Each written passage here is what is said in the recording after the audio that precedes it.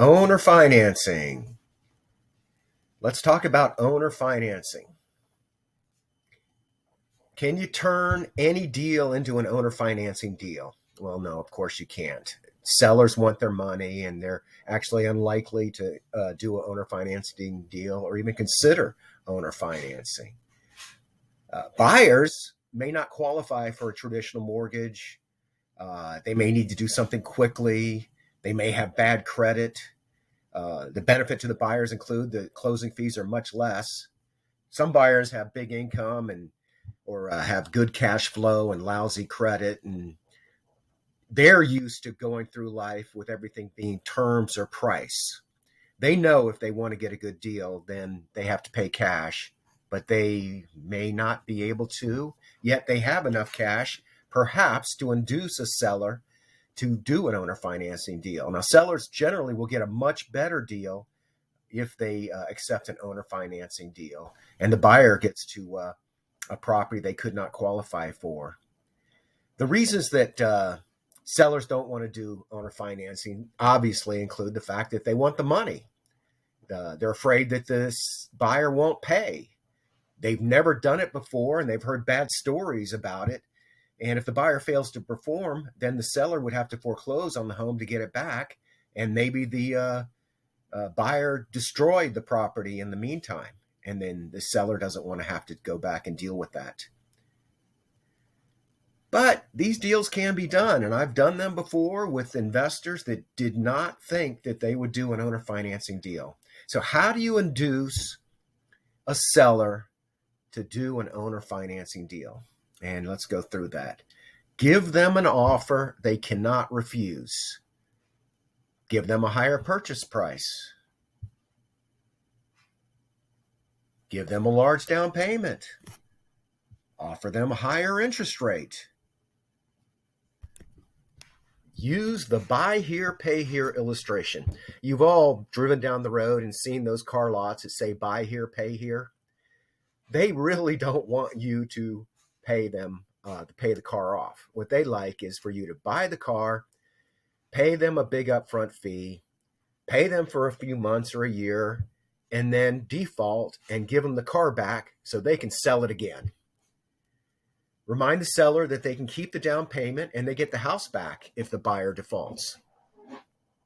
Explain that the documents to do this deal will be written up by an attorney that the seller picks, and the buyer will pay the attorney all the fees involved, and the buyer will pay all the closing fees as well. Now, the seller has some seller considerations.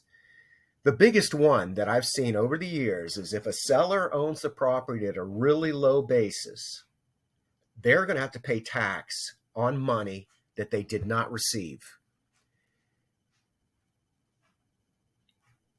Now, the seller will be getting that money if it's a regular transaction, and then they have to turn around and find a place to put that money. If they don't have it earmarked, they have assets, they're going to take the money from that and they're going to go buy an investment. They might be able to get a larger return on a mortgage. Let's say that you're out there and you can invest at 5 to 8%, and someone offers you an opportunity to lend money on a really nice property that you know well, and they'll pay you 12%. Well, a seller may find that to be an attractive use of their capital. And if they can't get that yield, you just never know. They might consider it. Now, the seller is not going to have to do any repairs. They're not going to have to fix the house up. And if the buyer is buying something that needs work and they can demonstrate that they have the capital and they're going to fix the home up, then the house might actually get improved upon, especially if it's someone who has resources, they have a family, and they're in a situation where they have cash, but challenging credit. Now, there is an issue that you don't want to do. You don't want to put property into somebody else's name that has a colorful credit history. So the buyer may need to put it into a trust, and you'd be very smart to have the title company or the insurer or the attorney verify the buyer's ability to buy a home and whether it makes sense to put it in their name or not. Okay, how do you make an offer? on a property that is not offered owner financing. I put write it up. Okay, you create a proposal sheet with the desired terms of your offer, and I'm going to do an illustration of an actual illustration using an example of a piece of land. Let's say the seller wants $60,000. The buyer wants the land to build a home on, but needs time to get a construction loan, and they don't want to use their cash to buy the land out of pocket at the moment. So this offer proposal, the buyer offers $2,500 more for the property than the seller is asking for. Now, if it's on the market, it means the seller isn't able to sell the property for $60,000. If they had, then obviously it wouldn't be available. In this example, we're going to offer $12,500. It's going to leave the seller to lend $50,000 to the buyer. We're proposing a 12% interest rate. This is, as I illustrated earlier or discussed earlier, you want to make an offer they can't refuse. If they can only invest at 5 to 8% and you're offering them 12%, they may find that very attractive.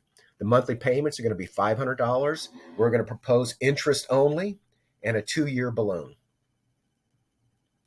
I'm Randy Jenkins, Randall Jenkins. I appreciate your watching this video. If you have any questions, comments, you want to discuss real estate, you want to get on my buyers list, you want an email of this in a Word document or PDF, I'll be happy to send it out to you.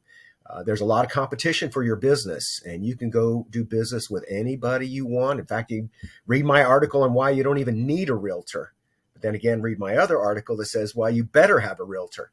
Anyway, Randy Jenkins, appreciate the opportunity. By the way, it's freezing up in the Northeast, so I'm wearing this to as a shout out to my favorite frozen snowbirds. Come on down. It's warmish. You can wear your beanie cap even if you don't need to. Have a great day.